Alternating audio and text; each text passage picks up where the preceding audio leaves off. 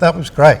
I mean, it was great that they were able to do it, because I remember having discussions with Martin way back when he thought about how he could possibly do this, and he spoke to a few people, and then it all suddenly came to life. He'd been at my house up on the Northumberland coast. We had been photographing blue orchid stuff, I think, and he said, I'm going to do it. And then he sent me an email, said, I've done it. I've spoken to Steve and Paul, and we've got Pete Greenway, sorry Pete. We've got Si, and we're going to do it. And I said, what have you got planned? And he said, nothing. We're just going to do it. And came here to Oak Mill, great place. And those first 3 days, the first day I remember having this conversation with probably all of them, saying, do you think this is going to work? Do you think this is going to work? Because it was a concern. Probably by the end of the first day, and certainly by the middle of the second day, they knew they had something, and then to be able to carry on and take it and play it live, because of it all originally being improvised, and then to play it live and get the reaction. So because of the history, that connection with the Fall and Mark, and the Fall fans in particular, you've got to have them on side, and they did it from. And one of the things that I think really did it was Steve Hanley. I think the Fall fans treat him close to Godhead, you know, and I think that helped. That the Fall fans took to them, and then you could see them gaining confidence, and then to go and do it twice, 3 times, and then. And now, hopefully, a 4th time, and maybe even a 5th time. Who knows the way things are going? Absolutely great.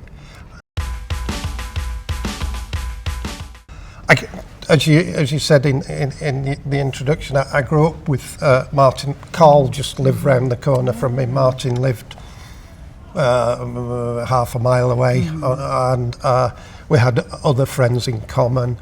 Steve Garvey, the bass player from the Buzzcocks, was one of the crowd, and we all went to the Sex Pistols gigs at the Free Trade Hall, and that, I mean, we'd been going to gigs for quite a few years, even though I was only 6, because I'm the baby of the group. I was a year younger than everybody else. So, but we all wanted to be in, you know. We all wanted to be rock and roll stars. It didn't happen for everyone. I ended up finding out that I was pretty incompetent at doing that, and I went away and got a proper job. I went away and did a degree in the mid-80s and got a sensible job where I had to wear a suit and tie, but all the time, I mean, I was still going to gigs with Martin. Martin was doing a little bit of this, and I found I had enough money to get myself a decent camera. I'd had a camera from about 18, something like that. I wasn't an early, you know, a young kid that does. So I tried doing gig photography on the Blue Orchids 81 tour with Echo and the Bunnymen, and I got a few reasonable shots, but it is a hard work. It was when digital. And I worked in IT, so digital photography became as a natural thing. And I picked up the camera and I started. The first thing I wanted to do when I got a good camera, so I'd had a camera for years, and I'd been taking landscapes and things. But when I got my first decent digital camera, I wanted to go and take gig photos. And interesting story. One day I got introduced to this American chap, who I was told he's quite good at photography. And so I was chatting to, and it turned out he was a chap called Steve Emberton, who was the picture editor for the Record Mirror. He did 3 tours touring with Queen. He did the famous Sid Vicious and Nancy Spungen photos. He moved to my village in Northumberland. And so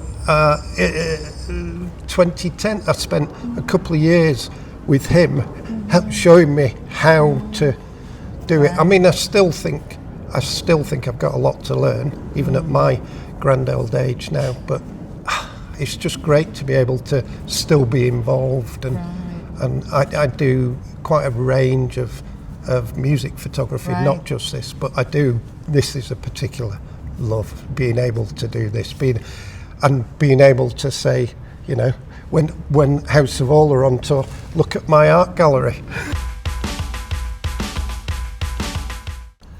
Lack of concern about people's opinion of them. That's it. That's how.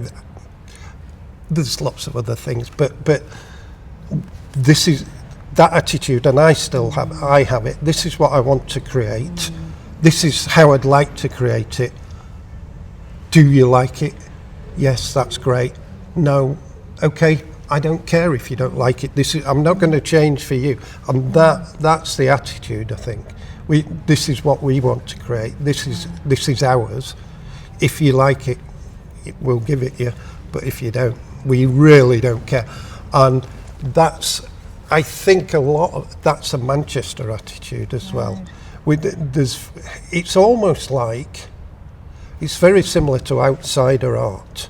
You know, this thing where these people, the outsider artists that haven't been formally trained, that want to do these things out of a compulsion. And they have something to say. And they have something to say. And it makes the industry, well, do we still have an industry? I'm not sure. There is an industry making a lot of money, but the industry, it just makes them sit up and notice because, you know, well, I seem to remember this, I could be corrected on this. The NME, at the time when the fall was starting to break, even then used to charge to be on the front page, and the fall refused to pay, but they still ended up on the front page of the NME. And that's the attitude. We're here.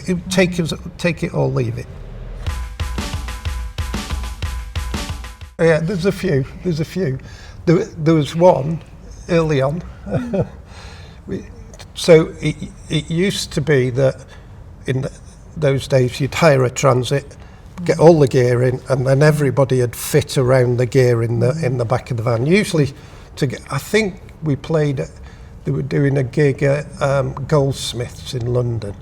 I mean, we'd drive across country and then down the M1 to London, and you come through and we were going down to London, and Carl and I were sat in the back, and we set his drum while we're driving down. We're in the back with all the kit. We set his drums up in the back, and as we were going down, he went, and he could really hit them hard. I can't remember who was driving, but they almost hit the central reservation. And, that was a good one.